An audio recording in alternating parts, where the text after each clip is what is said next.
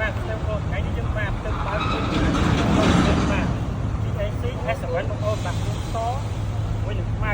ជិះបងប្អូនដែលមានតម្រូវការបាទអាចតំណងខាងយើងខ្ញុំបានទទួលបានតម្លៃល្អបាទចាក់ទៅយន្ត TAC នេះផ្នែកចាក់ទៅ option គឺ option ហាត្រាចាំបងប្អូនទស្សនារបស់នេះខាងក្នុងមានអីខ្លះបាទប៉ុណ្ណឹងបាទ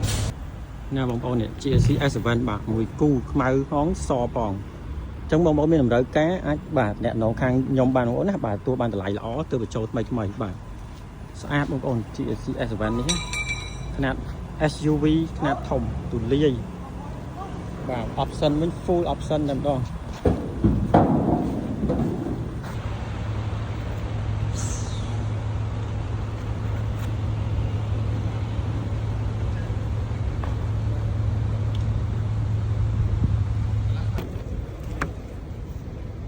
ស្អាតដល់បងប្អូន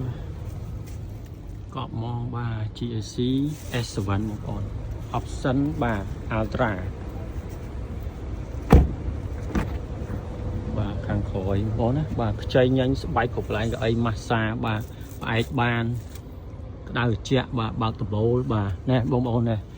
មានណែ TV LCD នៅខាងក្រោយទៀតមកបាទតបមកយើងរៀបចំឡានដែលថ្មីខ្ចីញញបាទខ្លាញ់គោរបស់យើងនេះឡើងមកបាទឧទ្ធម្ភាគចក្រខាងមុខនេះហើយដល់កន្លែងតារះយើងបាទ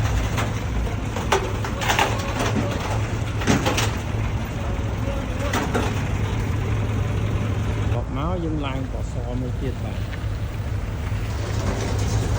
យូនីសិកបាទ